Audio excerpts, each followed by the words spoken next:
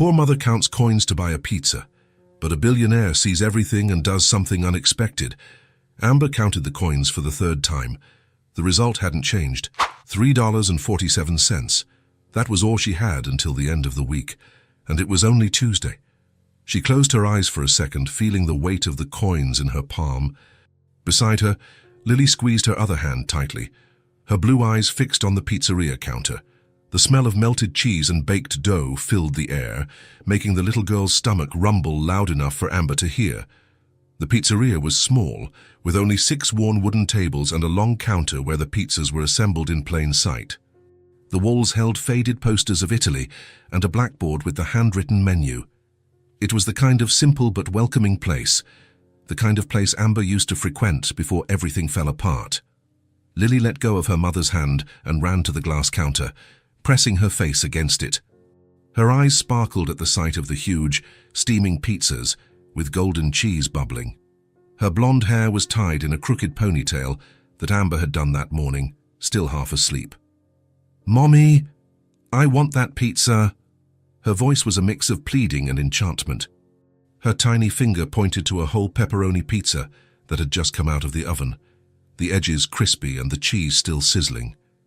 Amber felt a knot tighten in her chest. She took a deep breath before answering, trying to keep her voice steady. "We don't have that money." The words came out drier than she intended. It wasn't anger. It was weariness. Weary of having to say no so many times. Weary of seeing the hope fade in her daughter's eyes every time reality hit. Lily turned her face to her mother, her eyes still full of hope. But not even one slice. Amber put the coins back into the pocket of her worn coat and knelt down to her daughter's height. She tucked a blonde strand that had escaped the undone ponytail behind her ear, lovingly running her fingers across the small face. "Let's see, sweetie. Let Mommy talk to the man, okay?" Lily nodded, but bit her lower lip. It was a gesture she made when she was trying not to cry. Amber knew every expression on that little face. She knew every silence, too. She took a deep breath and approached the counter. The attendant, a guy in his 20s with an apron stained with sauce and flour, looked at her without much interest. He had headphones draped around his neck and was looking at his phone while waiting for the next customer. "Good evening, how much is half a slice?" The guy frowned and took off one of his headphones. "Huh? Half a slice? Do you sell those?" He scratched the back of his neck, confused. "We don't sell half a slice, only a whole slice or a whole pie." Amber felt her cheeks flush. "I know, but would it be possible to make an exception? Just this once. I'll pay whatever you charge." The guy sighed and looked around, as if searching for someone to solve this for him. "Say, look, Mum, I can't just make up a price. If we start doing that for one person, everyone will want it. And then it gets messy, you know?" Amber nodded slowly. She understood. Of course she understood. Rules existed for a reason, but rules didn't fill the stomach of a 6-year-old who hadn't eaten anything decent in 2 days. "It's all right." "Thank you anyway." She turned, holding Lily's hand tightly. Lily was now staring at the floor, her shoulders slumped. The girl didn't cry. She never cried about these things. She had learned too early to swallow disappointment, and that somehow hurt even more than any tears. "It's okay, Mom. We'll eat at home." Lily's voice was tiny, but firm. Amber swallowed hard. At home, they had rice, only rice, and maybe half a can of beans she was saving for tomorrow's dinner. Nothing that resembled a real meal. They were almost at the door when a voice reached them. "Excuse me." Amber stopped mid-step. She turned slowly, holding Lily's hand tighter. A man was standing next to one of the corner tables. He was tall, broad-shouldered, with dark hair slightly messy, as if he had run his hand through it several times during the day. He wore a simple navy blue shirt, with the sleeves rolled up to his elbows, and plain jeans. Nothing flashy. But there was something about him that drew attention, perhaps the calm way he moved, or the way his eyes seemed to truly see people. He took a few steps toward them, hands in his pockets, his expression neutral but not hostile. "Sorry, I don't mean to intrude." His voice was deep, yet soft, like someone used to choosing his words carefully. "But I accidentally overheard what you asked for at the counter." Amber felt her entire body stiffen. She didn't know if it was pride or fear, but something inside her prepared to refuse whatever came next. She had heard too many offers that came with a hidden price.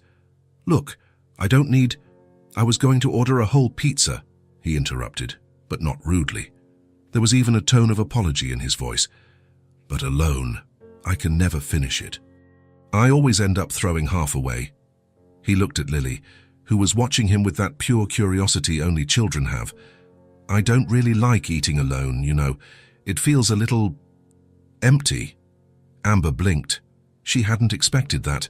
She expected pity, perhaps, or that condescending tone some people used when they wanted to feel superior by helping the needy. But this was none of that.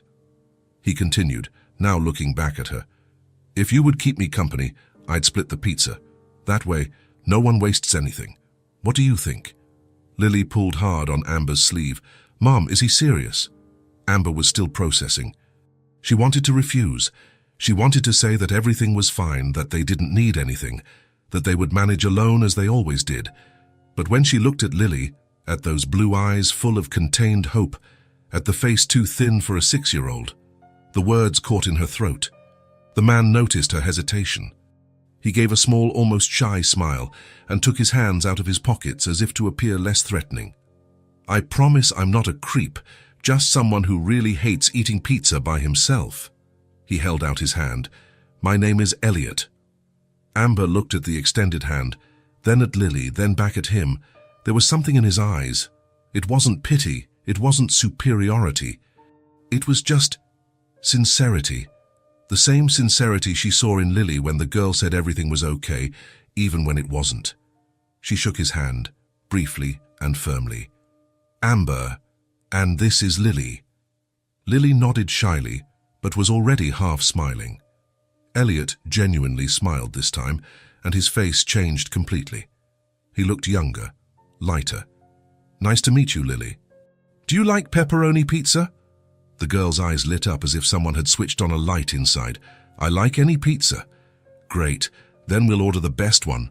He looked at Amber. "Please, it would be a favor to me too." Amber nodded slowly. She still didn't trust him completely, but something about him made her shoulders relax. Maybe it was the way he spoke to Lily, without that forced tone adults often use with children, as if talking to someone of less value. Or maybe it was simply because it had been so long since someone offered something without expecting anything in return. They sat down at the corner table, near the window. Elliot picked up the menu and showed it to Lily. "What do you think?" "Pepperoni, 4 cheese." "Pepperoni," Lily answered immediately, clapping her hands. Elliot called the same attendant who had refused Amber earlier. This time, the guy came over more attentively. "1 large pepperoni pizza, an orange soda, and 2 waters, please." "Got it." "It'll be about 15 minutes. When the attendant walked away, Elliot settled into his chair and looked at the two of them. "So, Lily, what do you like to do?"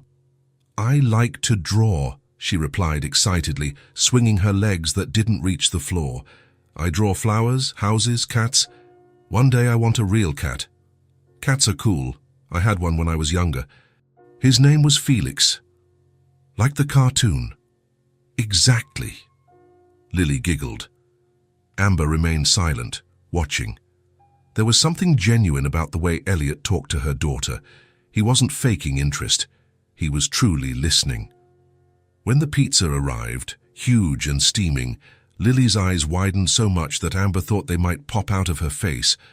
"It's enormous," Elliot chuckled, a low, pleasant sound. "I warned you.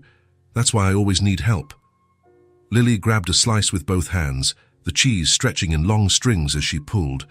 She took a huge bite, closed her eyes, and sighed contentedly. "It's so good." Amber felt her chest tighten again. It was just pizza. But for Lily, at that moment, it was a feast. "Thank you," Amber said softly, looking at Elliot. He shook his head. "You don't need to." "Yes, I do. You had no obligation to do this." Elliot picked up a slice, but didn't eat it yet. He looked at the table for a moment, as if choosing the right words. When he spoke, his voice was lower. "I know what it's like to go through hardship. Not in the same way as you, perhaps, But I know what it's like when someone reaches out a hand. It makes a difference." Amber didn't answer, but something inside her gave way, just a little. Enough for her to grab a slice too and eat without feeling like she was accepting charity. Lily, meanwhile, was chattering non-stop. "What do you do for work, Elliot?" "I deal with numbers. I work in an office." "Numbers are boring," Lily declared with complete conviction, making Amber almost choke on her water. Elliot laughed out loud. "Sometimes they are, but someone has to do it, right?" "And do you have kids?" Amber almost choked again. "Lily, it's okay," Elliot said, smiling. "So I don't, but I like kids." "I like you too," Lily replied simply, before taking another giant bite of pizza. Amber saw something change in Elliot's face. It wasn't dramatic, but she noticed a flicker in his eyes, a slight relaxing of his shoulders, as if those words had touched something he hadn't expected. They continued eating. Lily talked about the school she had stopped attending because Amber couldn't afford it anymore, about how she loved drawing flowers and butterflies, about the orange kitten she had seen on the street the other day that had stared at her with huge green eyes. Elliot listened to everything with genuine attention, asking questions, laughing at the right moments, responding with the same seriousness he would use with an adult. Amber watched it all in silence, still a little suspicious, but also curious. Who was this man? Why was he doing this? He didn't seem to be trying to impress her. He wasn't looking at her strangely. He just seemed to be there. When they finished, Lily's belly was full and her eyes were shining with satisfaction. There were still 3 slices left. Elliot called the attendant and asked for a box. "Take it home," he said, handing the box to Amber. "That way you have lunch tomorrow." Amber accepted, but this time she held his gaze longer. "Seriously, thank you." "Truly." He shrugged but smiled. "It was nice to have company. It's been a while since I've had dinner like this." There was something in the way he said it. It wasn't self-pity, it was just a fact. And Amber understood somehow that he was lonely too, just in a different way. Lily jumped out of the chair and gave Elliot's legs a tight hug before Amber could stop her. "You're nice, Elliot. I hope we see each other again." He crouched down to her height, resting a hand on his knee. "I hope so too, Lily." Amber took her daughter's hand and they walked out into the cold night. The wind bit at her face, but Lily wouldn't stop talking about the pizza, about Elliot, about how funny and nice he was, and how much she wanted to meet him again. Amber listened, but her mind was elsewhere. For the first time in a long time, she had felt something other than exhaustion. She didn't know what it was yet. Maybe hope. Maybe just the relief of not being completely invisible. Elliot stood in front of the pizzeria, watching the 2 of them walk away down the sidewalk. The blonde girl skipped beside her mother, still chatting excitedly. Amber walked slowly, the pizza box tucked under her arm, her coat too thin for the cold that night. He didn't know why he had done it. It wasn't his custom to approach strangers. But when he saw the mother counting coins at the counter, the girl holding her hand with such confidence, something inside him stirred. And now, standing there alone, he realized he had felt something he hadn't felt in years. Peace. The peace of being at a table where affection flowed freely, where a child smiled without fear, where a mother, even tired, still had the strength to say thank you. Elliot put his hands in his pockets and started walking in the opposite direction, his footsteps echoing on the empty sidewalk. But something told him that this wouldn't be their last encounter. Elliot was coming back from the supermarket when he saw them. It was Saturday morning, and he had left early to avoid the crowds. He was driving slowly down the main street when he noticed 2 familiar figures on the sidewalk. A blonde woman, walking with a heavy bag over her shoulder, and a little girl dragging her feet beside her. Amber and Lily. He slowed down even more, observing. Lily was holding her mother's hand, but she was visibly tired. Every few steps, she tugged on Amber's arm, probably asking to stop. Amber shook her head and kept walking, her expression closed, focused. Elliot parked his car a few feet ahead and got out. "Amber." She stopped immediately, turning her body with a tense movement. When she recognized him, her shoulders relaxed a little. "Elliot." "Hi," Lily waved, but her smile was tired. "Do you live around here?" "More or less. I was just coming back from the grocery store." He looked at the two of them, noticing the sweat on Amber's forehead despite the cold. "Where are you heading?" "Home," Amber replied, adjusting the bag strap on her shoulder. "It's still a long way." Lily pulled on her mother's shirt again. "Mom, my feet hurt." Amber took a deep breath and crouched down, running her hand over her daughter's face. "I know, love, but we're almost there." Elliot knew she was lying. By the way Amber looked at the street ahead, they still had a long walk. "Can I give you a ride?" Amber looked at him, hesitant. "You don't have to. We'll manage." "I know you will, but it's no trouble for me to drive you, right? My car is right there." He pointed to the silver sedan parked just ahead. "And it looks like Lily needs to rest her feet." Lily looked at her mother with those huge blue eyes. "Please, Mom."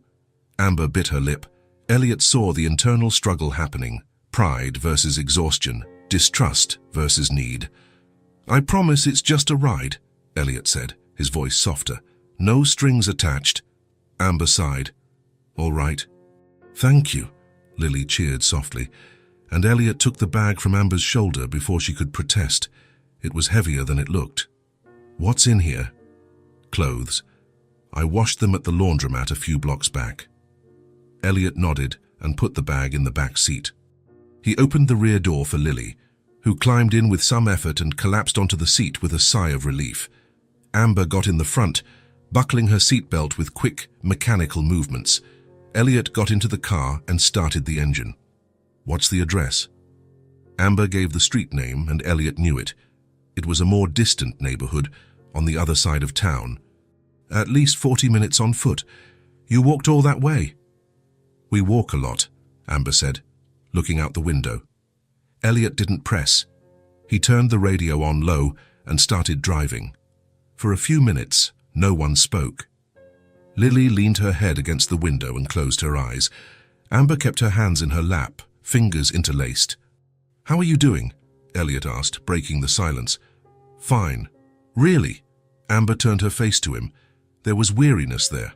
Not the weariness of a bad night's sleep, but the kind that accumulates week after week, month after month.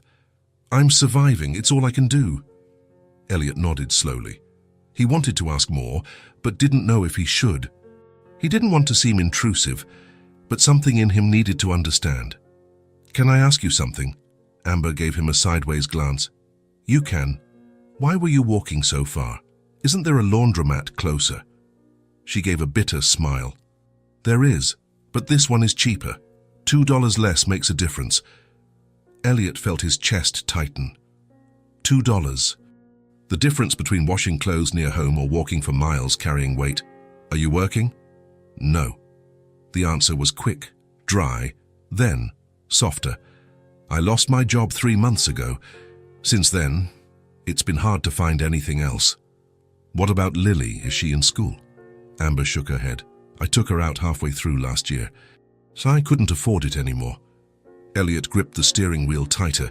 He knew life could be unfair, but hearing it from someone he was starting to know made it all feel more real. "Sorry, I didn't mean to pry." "You're not... It's just... It's strange to talk about it. Most people pretend not to see." They turned a corner, and Elliot slowed down for a speed bump. In the back seat, Lily remained quiet, breathing slowly. She had fallen asleep. "She's a good girl," Elliot said. Amber looked back and smiled for the first time since they got in the car. "She is better than I deserve." "Don't say that." "It's true. She never complains, never asks for anything. She just accepts." Amber ran her hand over her face. "A child shouldn't have to accept this kind of thing." Elliot didn't know what to say, so he said nothing. He just drove. After a few minutes, Amber spoke again. "I try, you know. I send out resumes every day. I'll take anything.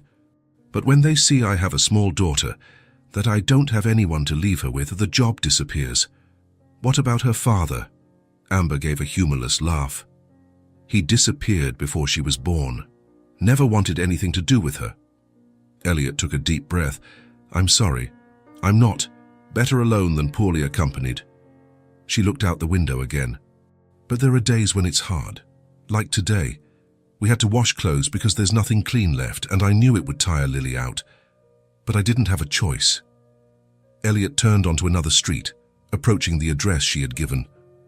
I don't know how, he said slowly, but I want to help. Amber turned her face to him, surprised. Why? Because, I don't know, because you two don't deserve to go through this. Because Lily is an incredible kid and deserves to be in school. Because you're fighting this battle alone, and it doesn't have to be that way. Amber was silent for a long moment. When she spoke, her voice was lower. You don't even know me. I know. But I want to. She blinked as if she didn't know what to do with that. Elliot parked in front of an old building with peeling walls and rusty grated windows. It's here, Amber said. Elliot turned off the engine and got out of the car. He opened the back door and picked up the bag of clothes. Lily was still asleep, her mouth slightly open. A blonde lock of hair stuck to her face. Amber carefully picked her up, and the girl snuggled against her mother's neck without waking up. Thank you, Amber said, for the ride and for listening. You don't have to thank me. She took a few steps toward the building, but stopped. She turned back to him. Were you serious about wanting to help? I was. Amber bit her lip. I don't want charity, Elliot. I don't want to be a project. It's not charity, and you're not a project.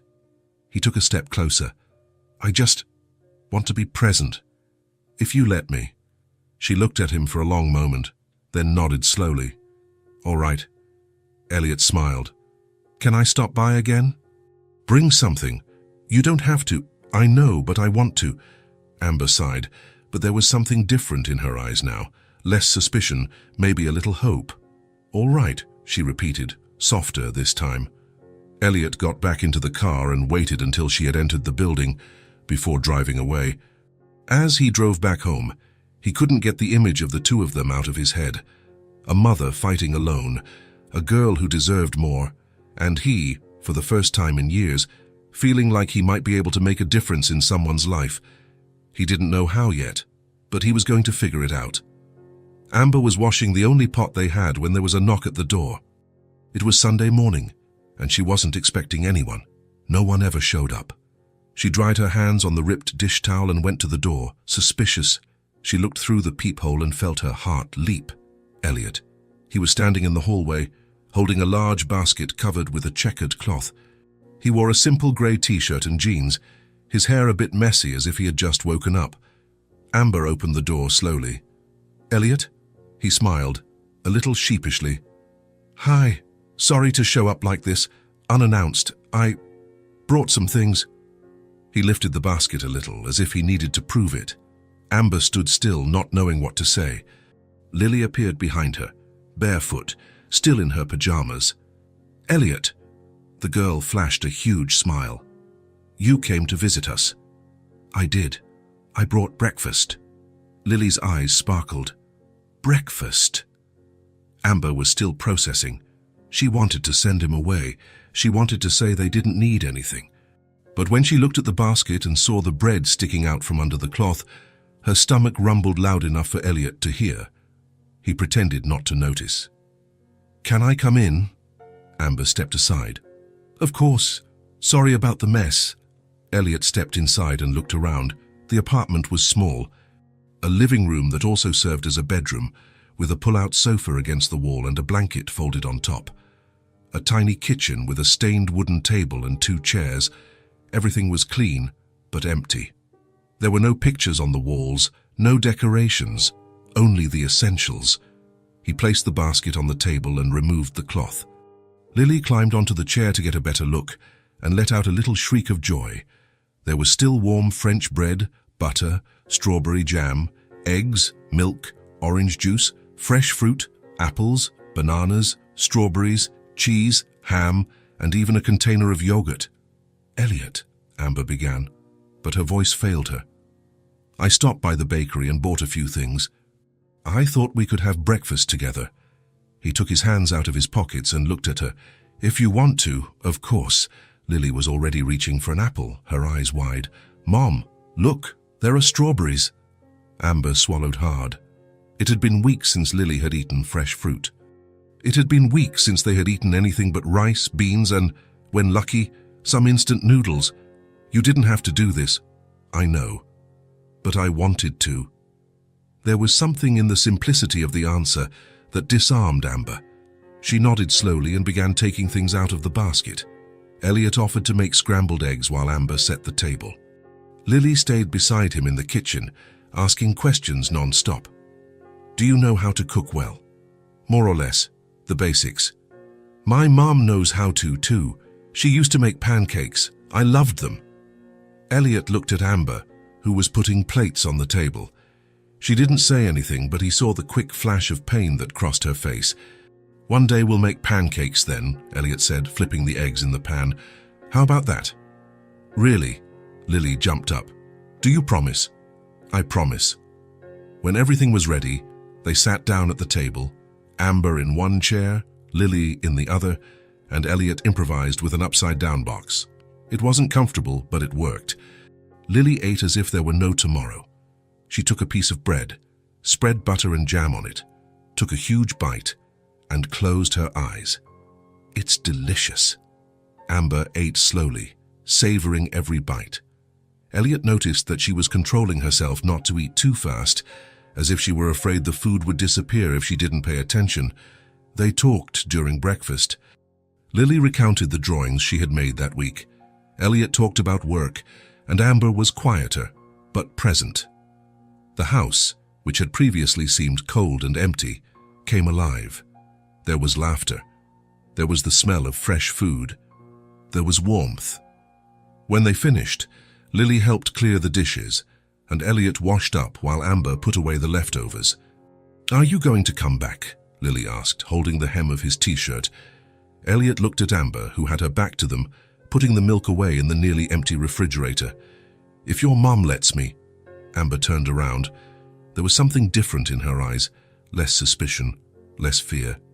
You can come back, Lily cheered, and Elliot smiled. In the following days, he showed up again, and again, and again. On Monday, he brought fresh fruit and a children's storybook for Lily. She was so excited that she made Amber read 3 stories in a row before bedtime. On Tuesday, he showed up with bread and milk, as well as some notebooks and colored pencils. You said she likes to draw, Elliot explained, handing the materials to Lily, who hugged everything against her chest as if it were treasure. On Wednesday, he brought vegetables and meat so Amber could make a real stew. She cooked while he stayed in the living room, talking to Lily about drawings and stories. When the stew was ready, the 3 of them had dinner together. Lily ate 2 servings and asked for seconds. Amber ate slowly, savoring it, and Elliot noticed she was holding back tears. Thank you, she said softly, looking at her plate. You don't have to thank me every time. Yes, I do. She lifted her gaze. You didn't have to do any of this. Elliot put his fork down on the plate. I know, but I want to be here. Amber studied him for a moment. Why? He took a moment to answer, not because he didn't know, but because he wanted to be honest. Because it feels good. For me, too. It's been a while since I felt useful. It's been a while since I had a place to go that felt important. Lily, who was drawing at the table, raised her head. You're important to us, Elliot. He felt something tighten in his chest. Amber seemed to feel it too because she looked away and blinked several times. On Thursday, Elliot brought more books, this time not just for Lily, but for Amber too. Light romances, nothing heavy. I thought you might like to read at night. When she falls asleep. Amber picked up one of the books and ran her fingers over the cover. It's been years since I've read anything other than Bill's. Then it's time, she smiled, a small, real smile.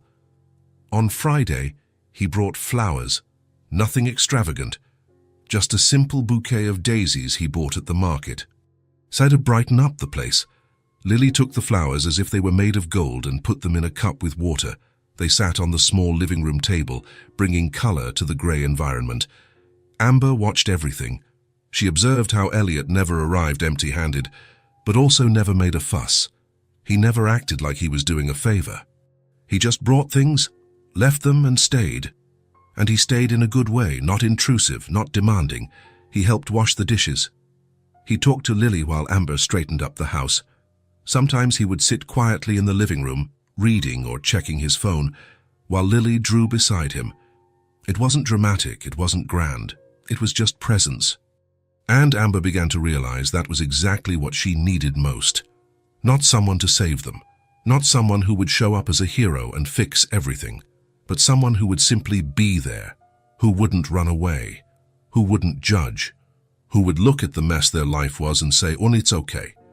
I'll stay." On Saturday, Elliot showed up early again, this time with ingredients for pancakes. Lily almost jumped for joy. "You remembered." "Of course I remembered. A promise is a promise." They made the pancakes together. Lily helped stir the batter, covering the entire kitchen with flour. Elliot fried the pancakes while Amber made coffee and cut fruit. When they sat down to eat, the house smelled of cinnamon and vanilla. Lily ate 3 pancakes and was full and happy. Amber ate 2, smiling in a way Elliot hadn't seen yet.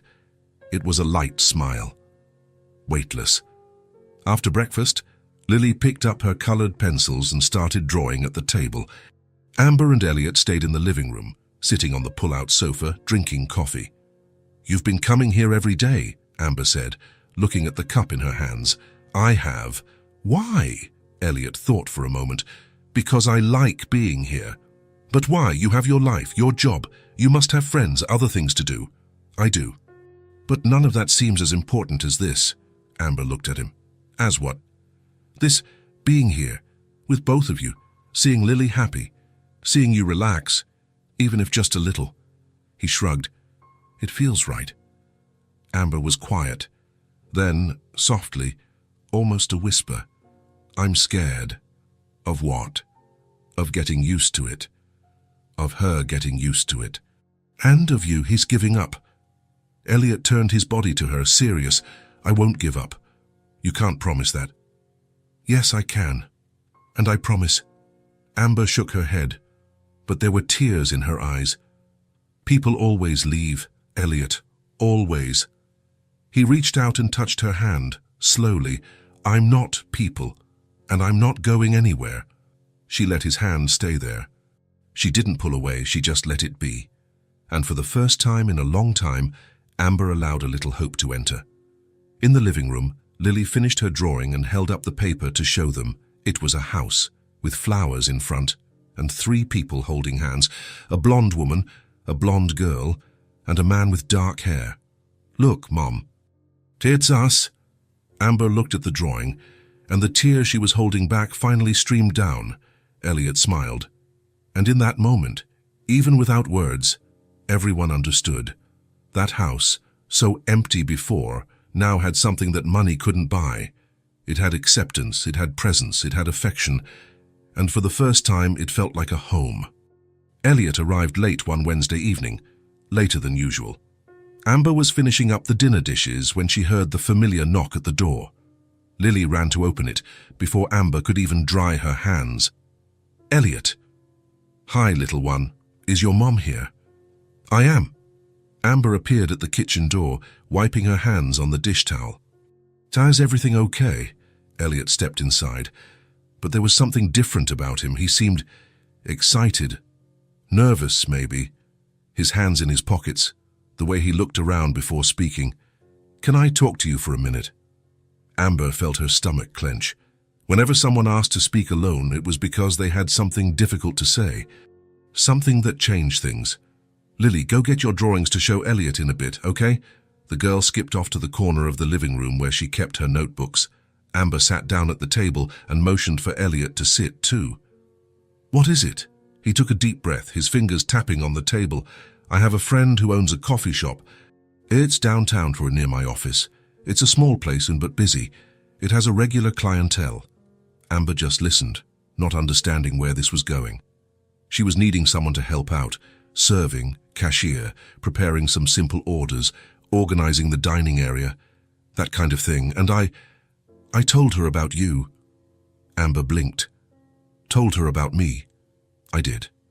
I said you're hard-working, responsible, and a fast learner, that you just need a chance." He leaned forward slightly, his eyes fixed on her. She agreed to meet you. If you want to, of course." Amber's heart started beating faster. She felt her hands sweat. A job, for real. For real, it's nothing glamorous. The salary is basic, but it's steady. With a proper contract, benefits, everything legal. Proper contract. Amber hadn't heard those words in so long they seemed foreign. Unreal. "Elliot, I don't know what to say." "Say you'll go. Tomorrow, if possible. She wants to meet you in person, talk a little." Amber ran her hands over her face, trying to process it. 1,000 thoughts flooded her mind at once. What about Lily? Who would watch her while she worked? What if she wasn't good enough? What if Elliot's friend was only doing this out of obligation, just because he asked? As if reading her thoughts, Elliot continued, his voice firm but gentle. "Lily can stay with me during the day, at least until you can secure a spot in a school or daycare. I work from home twice a week, and on the other days I can adjust my schedule. Start later, leave earlier. We can make it work." "Elliot, that's too much. You already do so much for us. I want to, and you deserve this chance, Amber. You truly do." He held her gaze. "It's not a favor. It's justice." She looked at him, and for the first time in months, she felt something other than fear and exhaustion. She felt hope. "All right, I'll go." The smile Elliot gave was so genuine, so full of relief, that Amber couldn't help but smile too. The next day, Amber woke up earlier than she needed to. She had barely slept during the night, mentally running through everything she would say, how she would act, what questions she might be asked. She took a long shower, washed her hair, put on the best clothes she had, dark jeans that were still in good condition, and a simple white blouse that she had ironed twice to remove all the creases. She tied her hair in a low ponytail, put on a light lipstick she had been saving for months, and looked at herself in the cracked bathroom mirror. "You can do this," she told her reflection. Elliot came to pick her up at 9 sharp. Lily was excited when she learned she would spend the day with him. "Are we going to draw?" "We are. And maybe make cookies too, if you promise not to make too much of a mess." The girl crossed her fingers behind her back and smiled. "I promise," Elliot laughed, and Amber felt a pang of emotion. Seeing her daughter so comfortable, so happy, was something she hadn't known was possible again. The coffee shop was on a charming street downtown, with wide sidewalks and trees on both sides. There were small tables outside, with white-painted iron chairs, and a brick facade with large windows that allowed a view of the cozy interior. The name was written in golden letters on the storefront, Café Madeleine. Amber got out of the car and took a deep breath. The smell of fresh coffee wafted through the slightly open door. "Everything will be fine," Elliot said, lightly touching her arm. She nodded and went inside. The place smelled of freshly brewed coffee, cinnamon and sweet bread. There were paintings on the walls, landscapes, city scenes, abstract portraits. Plants hung near the windows.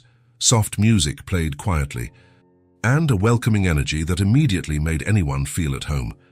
A woman in her 40s appeared from behind the counter. She had short brown hair, round, thin-rimmed glasses, and a beige apron stained with coffee and chocolate. When she saw Elliot, her face lit up. "Elliot?" She smiled and stepped out from behind the counter to hug him. "I thought you weren't coming today. I wouldn't miss it. Claire, this is Amber." Claire turned to her and extended her hand with a warm smile. "Nice to meet you, Amber. Elliot told me a lot about you." Amber shook her hand, trying not to tremble. "Nice to meet you. Thank you for having me." "Don't mention it. Come and sit here." Claire pointed to one of the tables near the window, where the morning light streamed in softly. "I'll get us some coffee." They sat down, and Elliot stood up. "I'll let you two talk. Call me if you need anything." Amber nodded, and he left with one last encouraging look. Suddenly, she was alone with Claire, who returned with 2 steaming cups of coffee and a generous slice of chocolate cake with glossy frosting. "I tried a new recipe this morning. Tell me what you think." Amber tasted it. The cake was moist, the chocolate intense but balanced. "It's really good." "Great. I'm still adjusting the amount of sugar. Sometimes it gets too sweet." Claire took a sip of coffee and settled into the chair, crossing her legs. "So, Tell me a little about yourself. Amber didn't know where to start. She took a deep breath and decided to be honest, completely honest.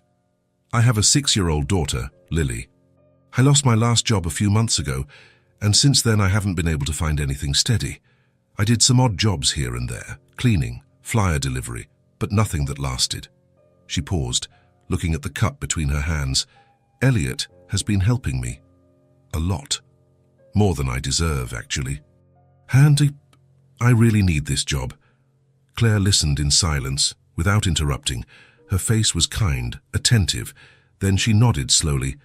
I understand, and you can relax. I'm not offering you this out of pity.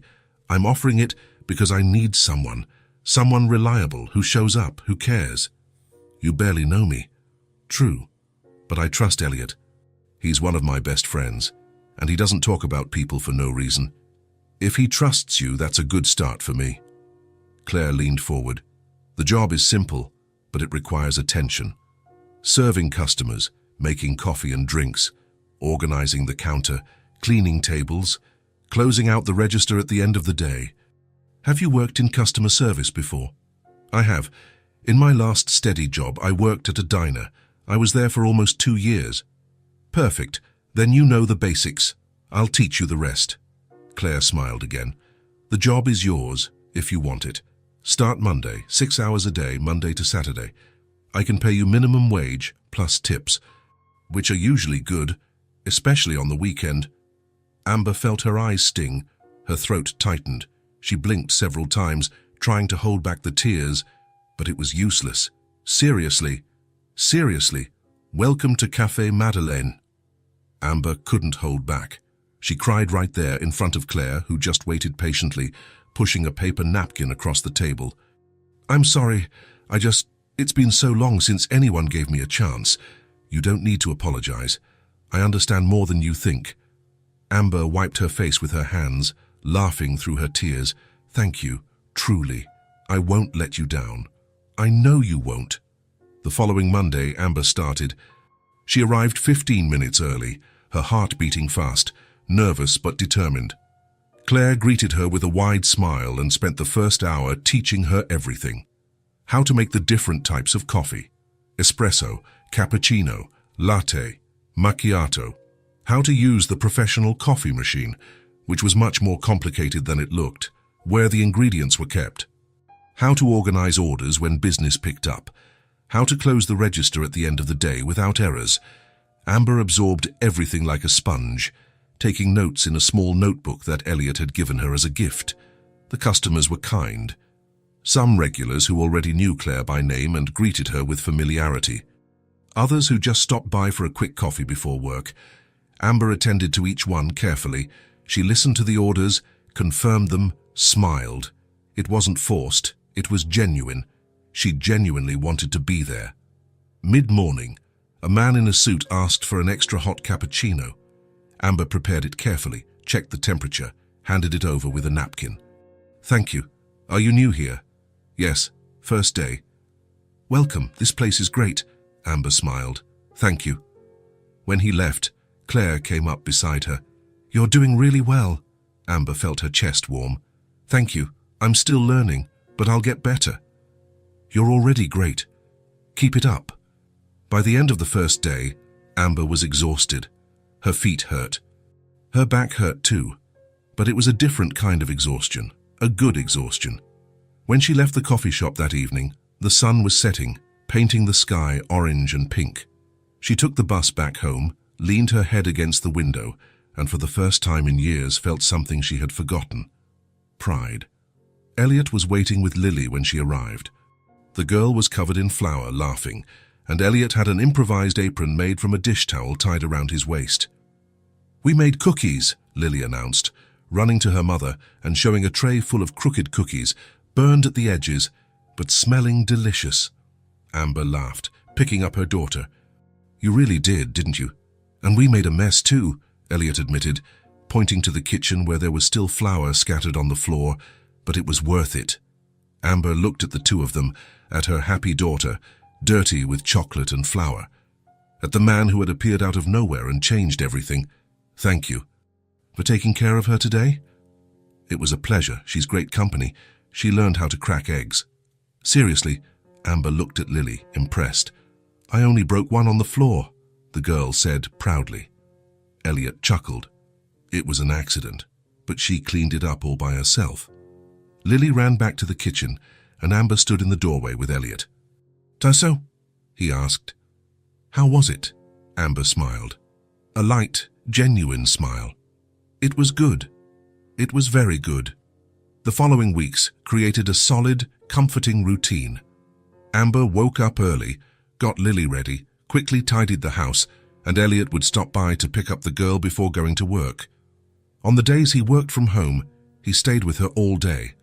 On the others, he took Lily to his apartment where she drew, watched cartoons and ate the snacks he always had prepared, cut fruit, sandwiches, juice. Amber worked at the coffee shop Monday through Saturday, always punctual, always attentive. She quickly learned the names of the regular customers. She knew what each one liked. The white-haired gentleman who always asked for black coffee without sugar, the young woman who worked at the bookstore next door and loved chamomile tea with honey, the elderly couple who shared a slice of apple pie every Friday. She always had a kind word for everyone, a sincere smile, and they started asking how she was, leaving generous tips, coming back more often. Claire quickly realized she had made the right choice. Amber was dedicated, careful, responsible. She treated the coffee shop as if it were her own.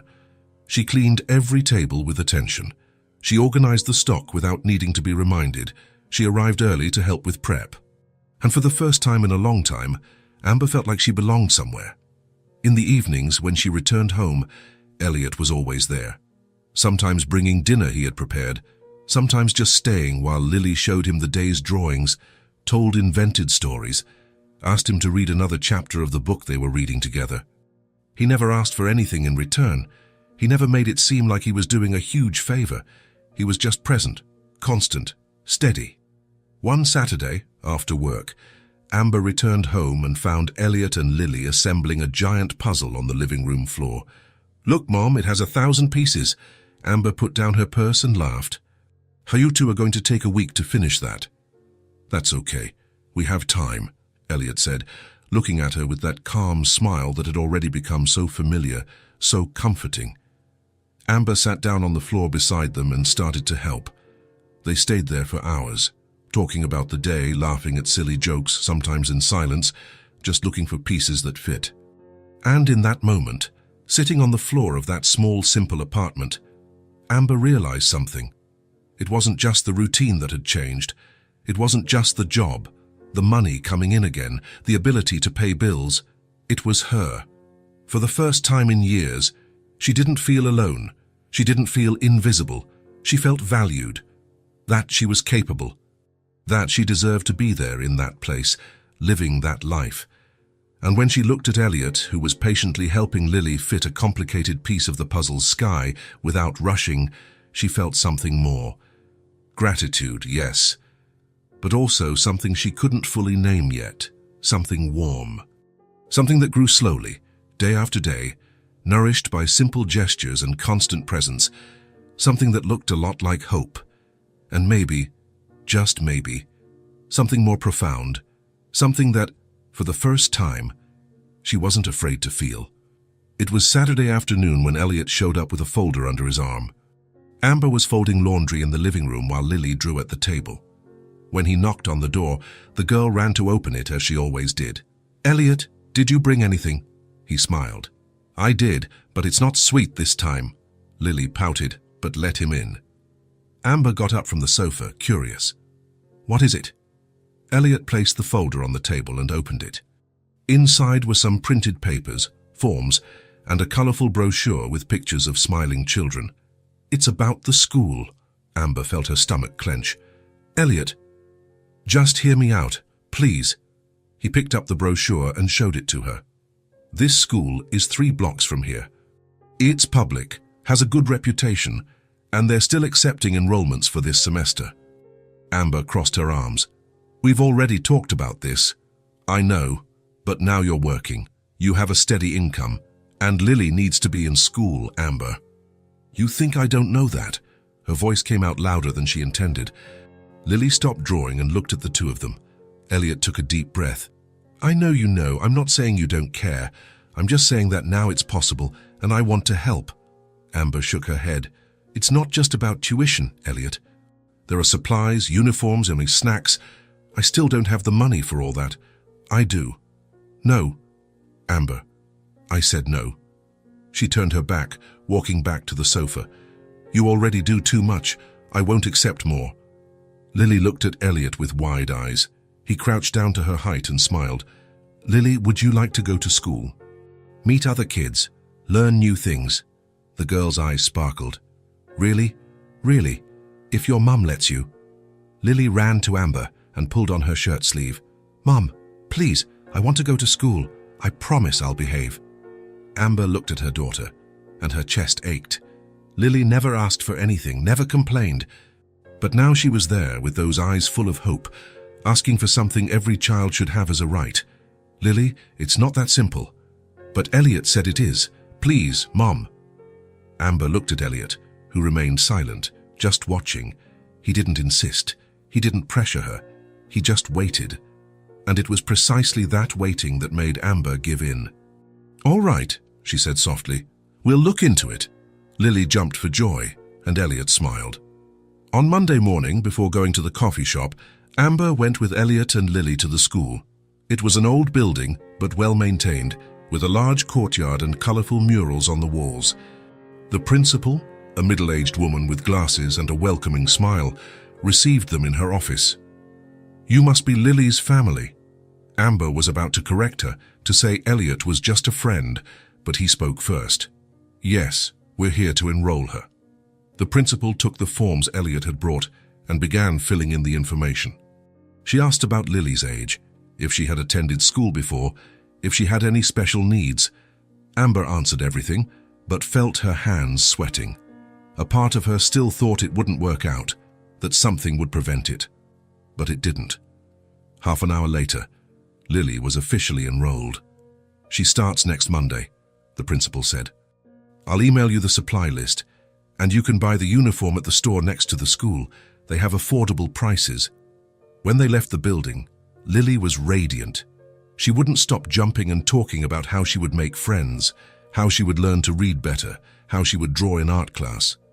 Amber looked at Elliot. Shall I thank you? You don't have to thank me. Yes, I do.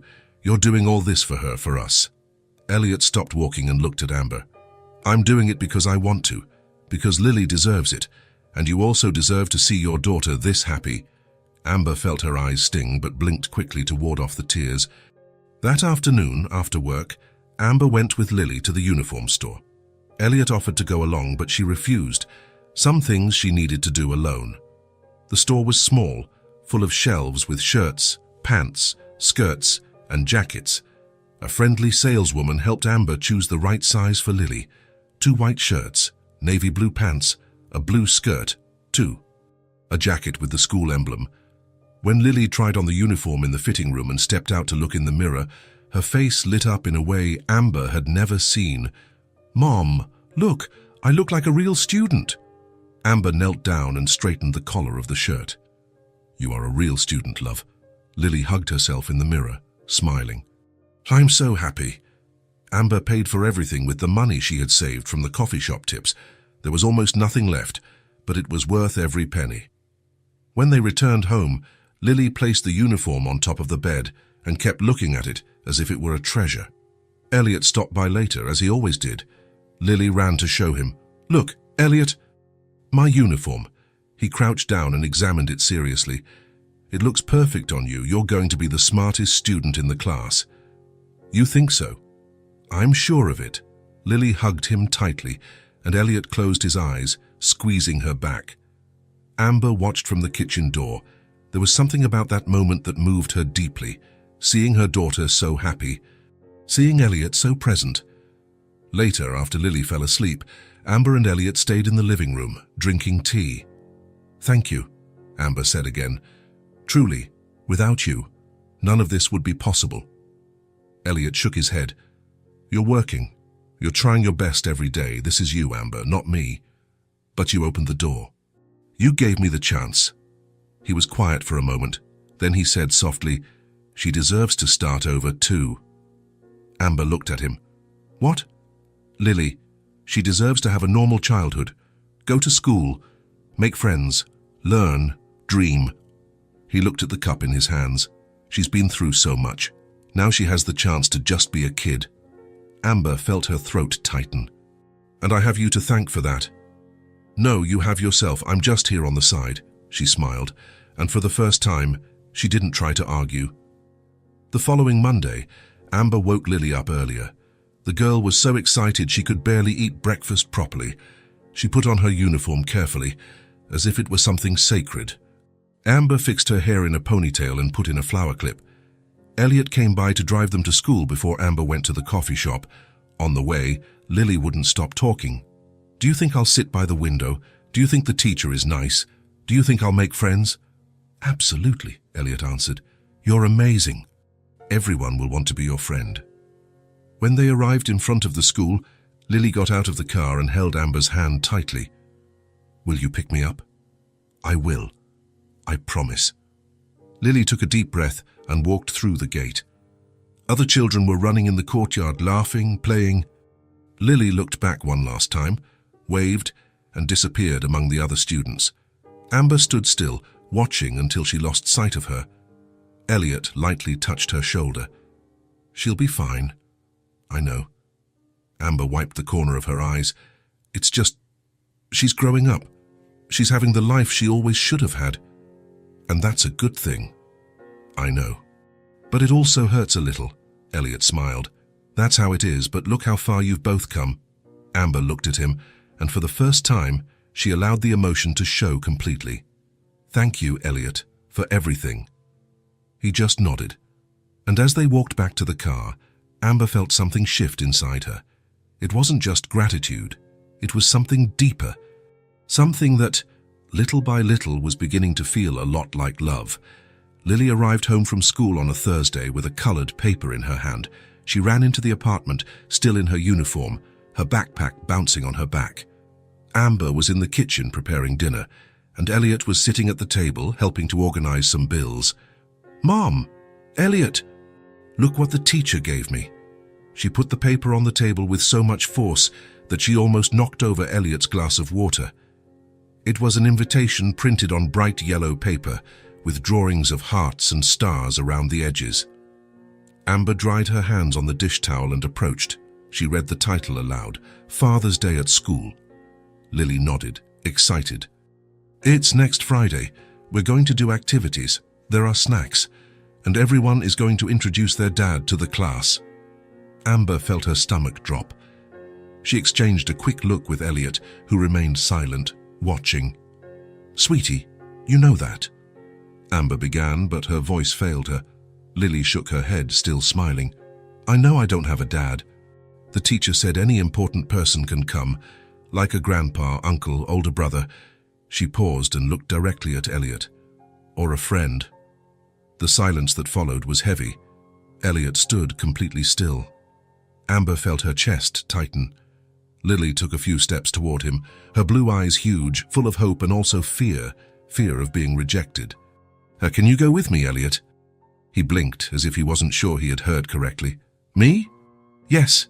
Lily fiddled with her hands, nervous now. "I never had a dad. I've never been to Father's Day before.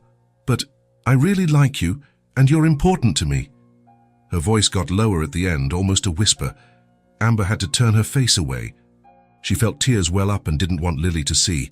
She bit her lip hard, trying to control herself. Elliot looked at Lily for a long moment.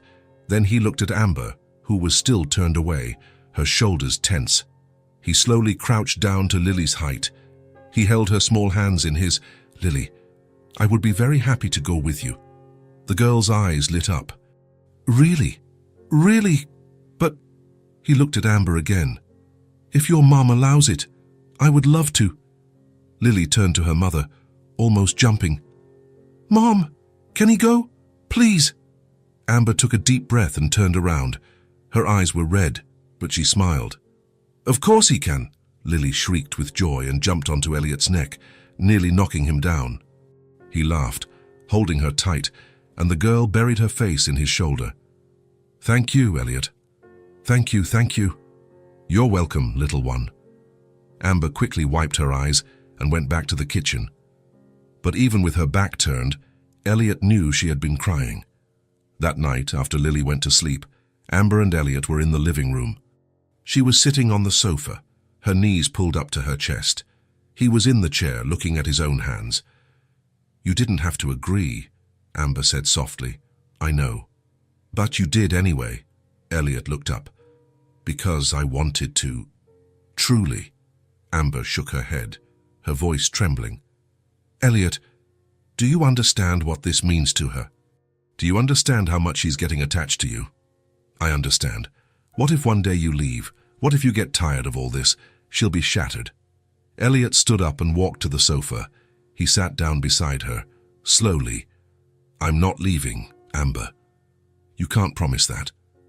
Yes, I can. He turned his body toward her. I'm not here out of obligation. I'm not here because I feel sorry for you. I'm here because I want to be, because both of you have become important to me, more than anything else in my life. Amber closed her eyes. I'm scared, Elliot. I know, but you don't have to be, not of me. She opened her eyes and looked at him. There was so much sincerity there, so much certainty. Why do you do this? Why do you care so much? Elliot took a moment to answer. When he spoke, his voice was low, almost hoarse. Because for the first time in years, I feel like I'm part of something. I feel needed, and when I'm with you, everything makes sense. Amber felt her heart beat faster. She wanted to say something, but the words wouldn't come. Elliot continued, I know you're scared, and I understand, but I won't give up on you. I won't disappear, I promise. Amber swallowed hard. Then she nodded slowly. All right. He smiled, a small but genuine smile. On the day of the event, Elliot arrived early. He was nervous, which was rare for him. He adjusted his shirt 3 times before getting out of the car. Lily was radiant. She wore her school uniform and had asked Amber to braid her hair. She held Elliot's hand tightly as they walked through the courtyard. The school was crowded. Parents, grandparents, uncles, children running back and forth, tables with snacks, colorful posters hanging on the walls. Lily's teacher, a young woman with a gentle smile, greeted everyone. You must be Elliot. Lily hasn't stopped talking about you. Elliot smiled, a little embarrassed. She exaggerates. I do not, Lily protested, making everyone laugh. They sat in small chairs, clearly made for children. Elliot barely fit, but he didn't complain. Lily sat next to him, swinging her legs, happy. The teacher asked each child to introduce the person they had brought. One by one, the children stood up and spoke. This is my dad, he works at a bank. This is my grandpa, he likes to fish. This is my stepdad, he plays soccer with me. When it was Lily's turn, she stood up with confidence. Elliot felt his heart race. This is Elliot, she said, smiling. He's not my dad, but he takes care of me and my mum. He brings us food, teaches me things and makes us laugh, and I think he's the best person in the world. The room was silent for a second. Then, some people started clapping. The teacher smiled, moved. Elliot felt his throat tighten. He looked at Lily, who was beaming, and realized he had never felt so important in his life. After the introductions, there were activities. Parents and children drew together, put together puzzles, played simple games. Lily and Elliot drew a house, with flowers in front, and 3 people holding hands. That's us, Lily explained proudly. That's us, Elliot repeated, smiling. At the end of the event, Amber was waiting at the gate. When she saw the 2 of them walking out, laughing with the drawing in their hands, she felt her chest warm. Lily ran to her. Mom, it was so cool. Elliot was the best. Amber looked at Elliot, who was right behind her. He shrugged, a little embarrassed. She's the best one, Amber smiled, a smile full of emotion. That night, after Lily fell asleep, the 3 of them were together in the living room. Lily had asked Elliot to stay a little longer, and he had accepted. Amber looked at him, sitting next to Lily, who was already dozing on the sofa. She looked at her daughter, so peaceful, so happy, and she realized something had changed. It wasn't just friendship. It wasn't just gratitude. It was a bond. A silent but deep bond, irreversible. They were now a family, not on paper, not officially, but where it mattered, in the heart. They already were. And for the first time, Amber wasn't afraid of it. It was Sunday afternoon and the weather was perfect. Blue sky, gentle breeze, warm sun. Elliot had suggested a walk in the park, and Lily had jumped for joy at the idea. Now the three of them were walking along the stone path, surrounded by leafy trees and green lawn. Lily ran ahead, chasing pigeons and laughing when they flew away. Amber and Elliot walked closely behind, side by side, in comfortable silence. "She's so different," Amber commented, watching her daughter, lighter, happier. "You are too," Elliot said, looking at her. Amber smiled. "Yeah, I guess so." They found a bench under a large tree and sat down. Lily continued playing nearby, now trying to climb a small mound of dirt. Amber took a deep breath, smelling the grass and flowers. "Sometimes it still feels unreal. All this, the job, Lily's school, you—" She paused. "You most of all." Elliot looked at his own hands. "Why?" "Because you showed up out of nowhere and changed everything. And I still don't understand why." He was quiet for a moment. Then he said slowly, "Can I tell you something?" "Of course." Elliot took a deep breath as if gathering courage. "I was engaged once." Amber turned her face to him, surprised. He had never talked about this. "It was about 4 years ago. We dated for 3, were engaged for 6 months." He gave a humorless smile. "And broke up before the wedding. What happened?" Elliot looked out at the horizon, at Lily, who was now drawing something in the dirt with a stick. "She didn't want kids, and I always wanted a family." Amber remained silent, just listening. "I tried to accept it. I tried to convince myself that it was okay, that we could be happy, just the two of us. But it wasn't." He shook his head. "Because what I always dreamed of wasn't a perfect life, you know? It wasn't expensive trips, a big house, a brand new car." "What did you dream of?" Elliot looked at her. "A noisy house, a child's laughter, a good routine. Someone waiting for me at the end of the day. Something simple but real." His voice was heavy with contained emotion. Amber felt her chest tighten. She thought I was being immature, said family was overrated, that kids only brought problems, and that if I really loved her, I would forget the idea. Elliot paused. "That's when I realized we wanted different things. And that I couldn't give up what I truly wanted just to make her happy." Amber lightly touched his arm. "I'm sorry. You don't have to be. It was the best decision I ever made, even though it hurt at the time." He looked at Lily, who was now running toward them. "Because if I had gone through with it, I would never have met you." Amber felt her eyes sting. Lily arrived breathless, holding a crumpled piece of paper she had taken from the small backpack Elliot always carried with snacks and water. "Elliot, look what I drew." She climbed onto his lap without asking, as she always did, and opened the paper. It was a new drawing, 3 people holding hands, a house behind them, a big yellow sun in the corner. "It's us again," Lily announced proudly. Elliot looked at the drawing and smiled, a genuine smile, full of affection. "It's beautiful, Lily. You're an artist." "I know." She settled more comfortably on his lap, resting her head on his chest.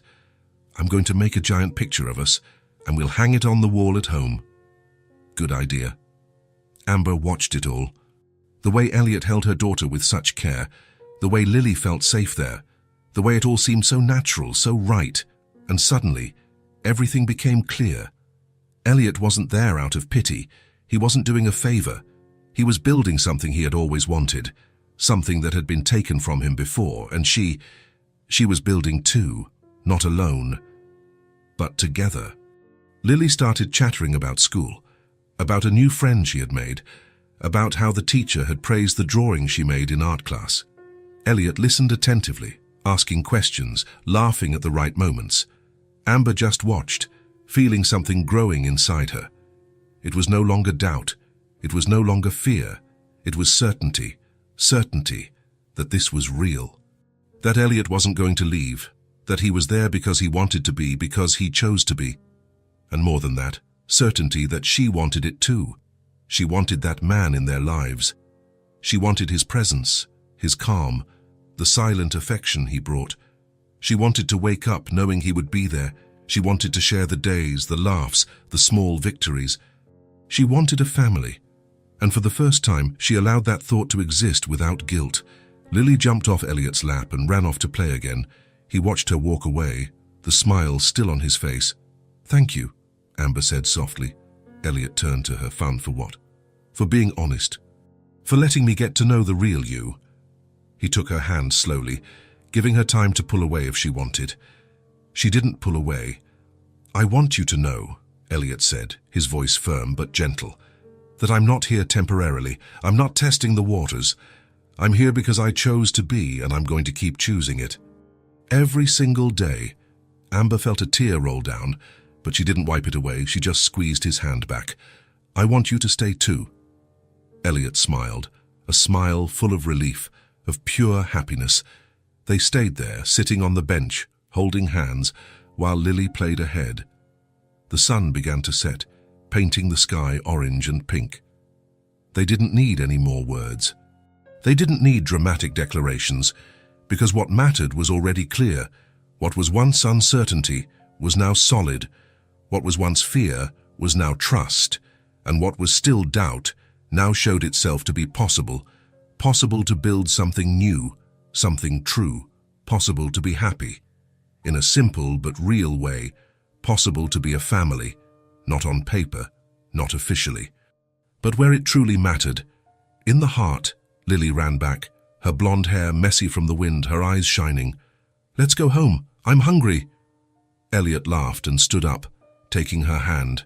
Amber stood up too, and the three of them walked back together, holding hands, like a family, like it was always meant to be. And for the first time, Amber wasn't afraid of tomorrow, because she knew that no matter what came, they would be together, and that was all she needed. Amber was tidying the living room one Saturday afternoon when she found the drawing. It was folded under the sofa, probably having fallen out of Lily's backpack. She picked up the paper and opened it carefully, smoothing out the creases with her fingertips. It was another drawing of the three of them, but this one was different from the others. Lily had put effort into it. She used all the colors she had. She made the sky blue with soft white clouds, the bright yellow sun in the upper right corner, with rays that seemed to smile, a house with red windows, a green door, and a chimney with smoke spiraling out. And in front, right in the center, three people holding hands, a blonde woman in a blue dress, a blonde girl in a pink skirt, and a dark-haired man in a brown shirt, all smiling. Amber sat on the sofa, holding the drawing with both hands. Lily was in her room, playing with the colored pencils Elliot had given her.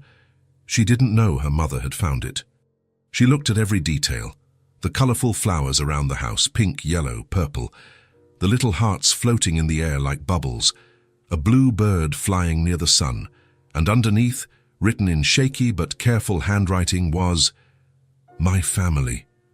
She felt her chest tighten, not with sadness, with something different, with recognition, with acceptance. She stood up slowly and went to the bedroom. Lily was lying on her stomach on the floor, her tongue sticking out in concentration, drawing another scene. "Lily?" The girl lifted her head, her blonde hair falling over her eyes. "Hi, Mum." Amber sat on the edge of the bed, holding the drawing. "I found this in the living room." Lily saw the paper and her face lit up. "Oh, I made that at school. The teacher asked us to draw our family. And you drew us, the three of us." "I did." Lily went back to coloring the paper in front of her, as if it were the most natural thing in the world. "It's pretty, right?" "It's beautiful." Amber ran her fingers over the crooked but loving lines. Then she asked slowly, "Why is he with us?" Lily stopped drawing. She put down the green pencil and looked at her mother with those huge blue eyes. So sincere they hurt. Because when he comes, the house is happy. Amber felt the tears well up immediately. She blinked several times, but it was useless. Lily continued, her voice low but firm. "Before it was just you and me, Mum. And it was fine, we managed. She picked up another pencil, purple this time. But now we have Elliot too, and it's better. The house isn't so quiet. And you smile more. You smile for real. Amber couldn't hold it in. She let the tears fall. Lily quickly stood up, worried. She ran to her mother and held her face with her small hands. "Mom, are you sad?" "No, love." Amber pulled her daughter into a tight hug. "I'm happy, very happy." Lily hugged her back, hard. "Then why are you crying?" "Because sometimes we cry with happiness too. When our heart is so full that it can't hold everything inside." Lily didn't fully understand, but she accepted it. She stayed there, hugging her mother, until Amber calmed down. Afterwards, Amber carefully folded the drawing, as if it was something precious, and put it in the drawer beside the bed. Along with other important papers, Lily's birth certificate, the coffee shop contract, some old photos, and now that drawing that said everything. She knew what she felt. She had known for some time. But now, seeing the world through Lily's eyes, she finally allowed it.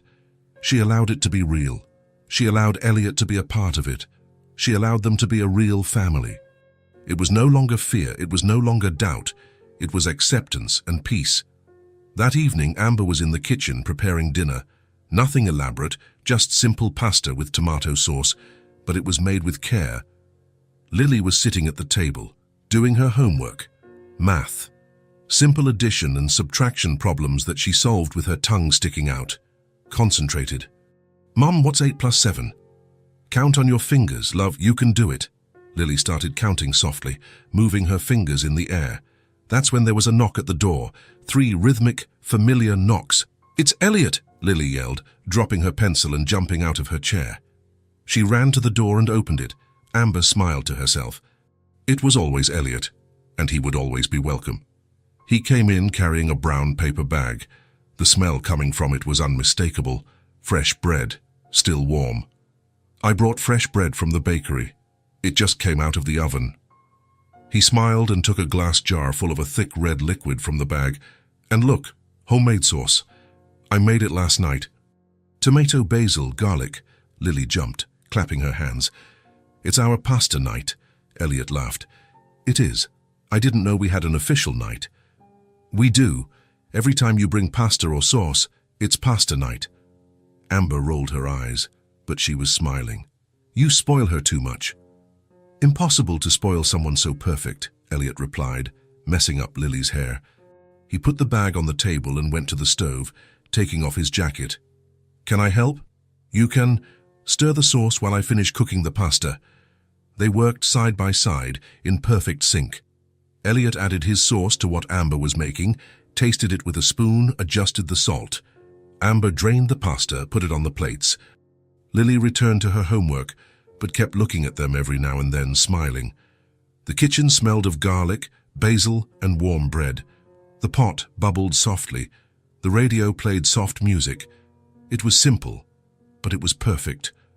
When everything was ready, they set the table, deep plates full of steaming pasta, covered with red sauce and grated cheese. Fresh bread cut into thick slices, still warm, cold water in the glasses. The 3 of them sat down, Lily between Amber and Elliot. As always, as if that were her place in the world, they began to eat.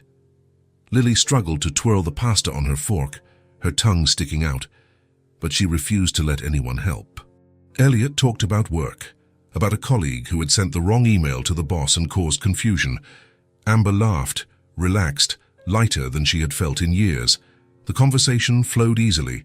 There were no awkward pauses, no uncomfortable silences. It was natural, simple, like breathing. And in the middle of it all, between one bite and the next, Lily stopped eating. She put her fork down on the plate with a slight clink and looked at the 2 of them. "Can I ask something?" "Of course, love," Amber said. Lily looked at Elliot, then at her mum, then back at Elliot. Her blue eyes serious, full of genuine curiosity. "Are we a family now?" The silence that followed was not uncomfortable. It was full of meaning. Elliot stopped chewing. He slowly put his fork down on the plate. He looked at Amber. She looked back, and in that look, they understood each other perfectly. Amber smiled. a soft, genuine smile. "What do you think, Lily?" "I think so." Lily swung her legs under the table. "Because we're always together. We eat together, we laugh together, and Elliot takes care of us. And we take care of him too." "And you do take care of me," Elliot added, his voice low, filled with emotion. "More than you know." Lily nodded, satisfied. "Then we're a family." Amber reached across the table and touched Elliot's hand. He interlaced his fingers with hers immediately, slowly, as if it were the most natural thing in the world. "If we feel like we are," Amber said, looking into his eyes, "without fear, without doubt, then we are." Elliot smiled, a smile full of relief, of pure happiness. Lily clapped her hands. "Then it's decided. We are officially a family." She returned to eating with renewed enthusiasm, peaceful, satisfied, as if she had solved the biggest question in the universe. Amber and Elliot continued to hold hands over the table for another moment. They didn't say anything else. They didn't need to, because everything that mattered was there. On the table there was food. Simple pasta, homemade sauce, fresh bread. Nothing expensive, nothing extravagant. But there was laughter. There was sincere conversation. There was affection circulating freely between three people who chose each other. And there was something that no money in the world could buy: his presence. The presence of someone who chose to stay. Who showed up every day, without fail, without demands. Who truly cared. Love. Not the kind of love that needs to be declared with grand words and dramatic gestures, but the kind that shows itself in small, constant gestures, in bread brought as a surprise, in shared homework, in hands held across the table, and a reserved place, a place at the table, a place in the house, a place in the heart, for those who choose to stay, for those who don't leave when things get tough, for those who build, day after day, brick by brick, something solid and true. After dinner, Lily helped clear the dishes. Elliot washed up while Amber dried. Lily stood next to them, humming a school song, swaying from side to side. When everything was clean, they sat in the living room. Lily picked up a book Elliot had brought, a story about a girl who made friends with a dragon, and asked him to read. Elliot sat on the sofa. Lily nestled beside him, tucking herself under his arm, and Amber sat on the other side of the girl. He began to read. His voice, deep and calm, paused in the right places, changing tone for each character. Lily listened with shining eyes, completely engrossed. Amber listened too, but every now and then she looked at Elliot, at the way he held the book, at the way he smiled when Lily laughed, at the way he seemed completely at peace, and she thought, This is all I ever wanted. Not wealth, not luxury, not trips or cars or big houses, just this, a house with good noise, with a child's laughter, with someone who would stay, with simple, true love. When Elliot finished reading the chapter, Lily's eyes were heavy, fighting off sleep. Amber took her to the room, helped her change, and brushed her teeth, covered her with the blue blanket. "Good night, Mom." "Good night, love." Lily pulled her hand. "Are you happy?" Amber smiled, running her hand through her daughter's blonde hair. "Very." "Me too." Lily yawned. "We have a real family now." "Yes, we do, love." Lily murmured something and was asleep in a few seconds. Amber returned to the living room. Elliot was still sitting on the sofa, looking at the book. She sat down beside him, closer this time. "Thank you," she said softly. "For what?" "For everything. For being here. For not giving up on us." Elliot turned his body to her. "You are the most important people in my life." Amber took a deep breath. "I need you to know. I love you too." The words came out low, but firm. Elliot pulled her into a hug. She let herself be completely embraced, leaning her head on his shoulder, feeling for the first time in years that she was exactly where she was supposed to be. They stayed like that for a long time, in silence, just feeling. When Elliot left that night, it was past midnight. Amber stood at the door watching him get into his car and wave before driving away. She closed the door slowly and leaned against it, smiling to herself in the dark. She looked around, at the small apartment, at the table still with breadcrumbs, at the sofa where they had read together, at Lily's drawing on the refrigerator, and she realized this was no longer just a place where she lived. It was a home full of love, of presence, of daily choices to stay. And for the first time, Amber felt that everything was going to be okay, not because she had money, not because everything was perfect, but because she had what truly mattered. She had family, she had love, and she had hope. And that was everything. It was enough. If this story touched your heart, subscribe to the channel and turn on notifications so you don't miss the next ones. Leave a like because it helps this story get recommended to more people. See you in the next story.